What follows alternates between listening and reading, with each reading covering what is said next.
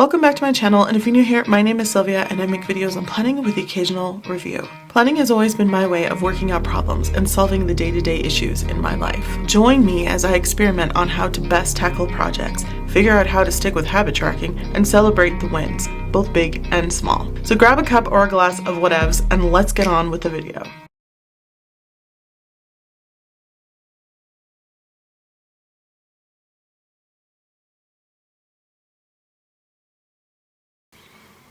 Hey planner friends, so I was supposed to have a series, right, on the Leuchtturm 1917 B6 monthly planner with notebook, and it was supposed to be 3 parts. I was supposed to tell you about how to use this as just a straight up monthly planner, and then how to use it as a monthly and weekly planner, and then the daily portion ended up getting deleted. I think that I labeled it wrong and thought it was like the weekly. I re-uploaded the weekly twice and thinking it was the daily, and it wasn't. So I'm just going to do this video speedy quick and hopefully I remember everything I said.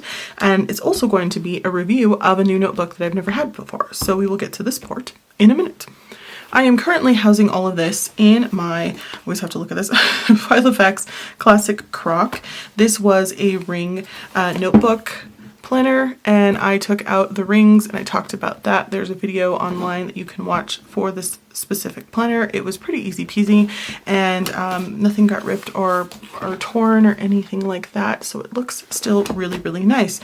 Now the B6 Plus stands for actually height and not width, so it's actually taller than B6, so you're going to find it very hard to fit it in any of your B6 covers without cutting it down or figuring out another situation. Like with this notebook, I just took the elastic on the back, the closure, and I just wrapped it around the back of the cover. That way I didn't have to cut it. But this one I actually cut the front down. And I just don't want there to be any confusion of you buying this and thinking that it's going to fit in your B6 cover, because it's not going to. All right, so let's get to the video about how to use this planner as a monthly and daily planner. So there are 3 sections in here, and in the first section you have what I call these front pages. We've talked about this a little bit. So you have your year at a glance, and then you go in to this, and people call this a couple of different things. They give it a specific name, and it starts in 2024. And then it goes to 2025. I've kind of rigged this by using 3mm washi tape to cover the days of the week so that I can go ahead and move into this in November and December of 2024. So a little bit earlier than the new year, since this starts in January of 2024.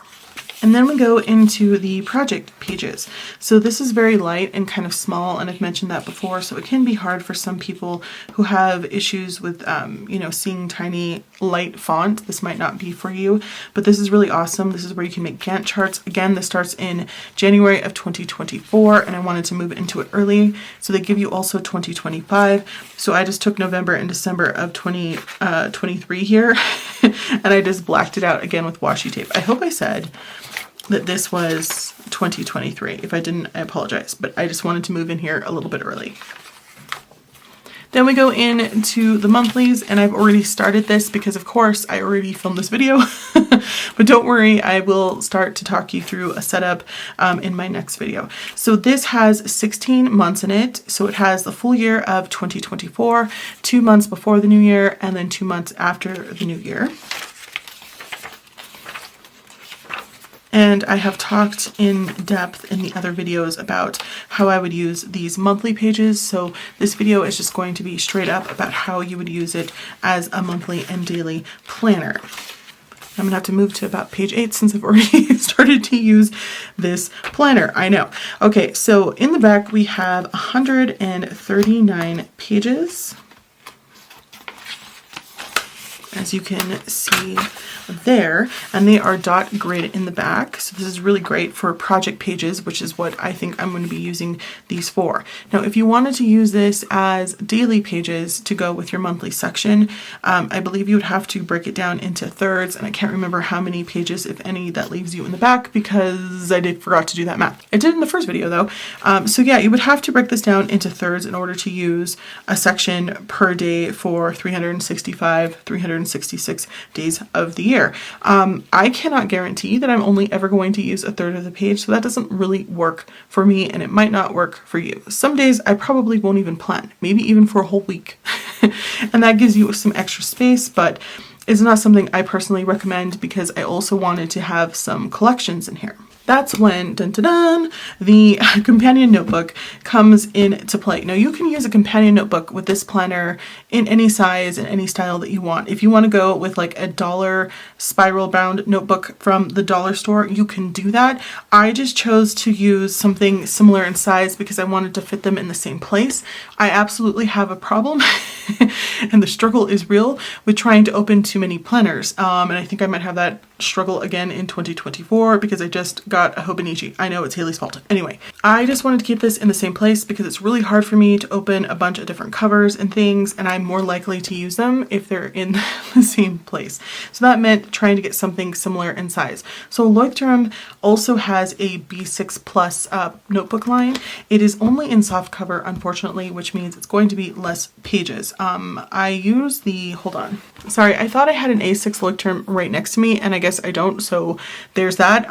But it's smaller than this, and I thought about getting one for 2024, and when I looked it up, it was only like $1 difference between this and that, and I think the A6 was actually more. I ended up getting this on sale, so it was even a little less than $1. That's the reason why I chose to go with this, and I like to size down at some point. I did go with lined notebook paper because I just want to use this for vocabulary and for writing down notes, and I prefer to do that on lined. Plus, lined paper tends to be a little bit wider than the grid, square and dot. So this is supposed to be, I believe, 6 millimeters, so just a millimeter bigger, and that can make all of the difference sometimes. So these soft cover notebooks come in 123 pages, and unfortunately you can only get them in soft cover, so they don't have like that big number that you're looking for in the A6 and as well as the A5 hard-covered notebooks. On the back here it says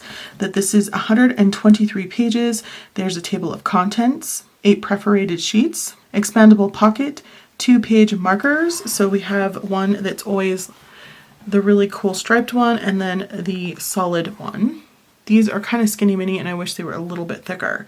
They're not the standard thickness of, or the width, I should say rather, of the Leuchtturm A5 or A6, I'm pretty sure. It's a thread-bound notebook. Stickers for labeling and archiving, so those are in the back in the gusseted pocket, and then it's 80 GSM acid-free paper. It has high ink compatibility, and the dimensions are 125 by 190 in millimeters. And the color it says here is ice blue, and I think it's gorgeous. And again, it was on sale, so that's why I picked this color. I think I've had this before actually on my shelf. Maybe it was aquamarine. Anyway, I used the back closure just to hook this on the back of my cover so I didn't have to cut anything down, especially since I didn't want to have to cut down the gusseted pocket to fit in this back pocket here. So that's still in use, which is awesome, and I can still use it just fine, and it's not going to be like closed within of the pocket, which makes me happy. And then we have so in the gusseted pocket, we have the archival stickers, and we still have access to the back pocket if you hook it on to something like this. And so the same thing goes if you buy the A5 or the A6 and you find that the A6 is definitely usually a little bit taller than traditional A6 notebooks. You can do something like this similarly if you have an A6 cover without having to cut it down, especially if you have a hardcover A6 notebook. So this was my choice for a companion notebook, and again there are 123 pages in here, so that means that I would have to either break these pages down into thirds in order to fit a full year, or I would have to purchase at least 3 notebooks if I wanted to do a page per day.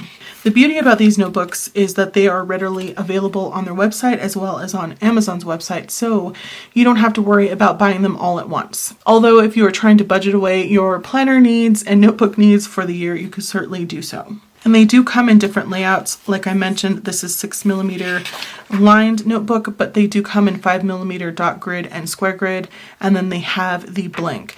Now, for whatever reason, because they hate me, they don't know who I am, they only have the square grid in black. I don't know what that's about. It's offensive. I love the square grid because it gives me lines, and it also gives me columns if I need to line up something to, you know, add something together, or I want to make different layouts. So I'm really bummed that it only comes in black because I do like the pop of color against all of the rest of the black. I know that I'm usually monochrome, but I tend to be monochrome with like one pop of color. So this is pretty awesome, and it works really well for me. When you get a companion notebook, it not only allows you to have more space for your writing, so you can use 1 or 3 or 4 pages or whatever you'd like.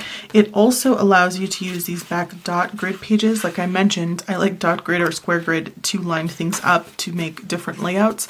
I really don't like measuring things out to make things even on lined paper. It's a nightmare. This allows you to have a space for project pages or a combination of project pages and collections of whatever you would like. And so I like to have more freedom that way, and I don't have to panic about only using a third of the page. And so this is going to work best for me. So for me, the reason why I will recommend using some kind of companion notebook is that these dot grid pages, 139 of them, like I mentioned, I like the dot grid so that I can do a bunch of different layouts. I'm not going to get it together to try to measure out and make even lines with a ruler on this lined paper. It's just not going to work out for me.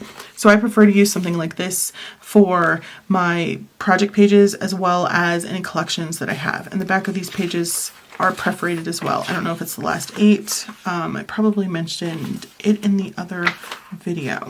And that is everything I have to say about that. So let me know, are you interested in this planner? What are you thinking about the Leuchtturm 1917? Yes, you get less pages than you do in the A6 cover, the hardcover one, but it is more real estate because it is, you know, taller. So maybe it evens out. I don't really know, but for $1, and it was actually, I think, $3 less because it was on sale, I thought I'd give it a go. All right, so don't forget to like, comment, and subscribe. I hope this was helpful. Thanks for watching, and I'll talk to you soon. Bye.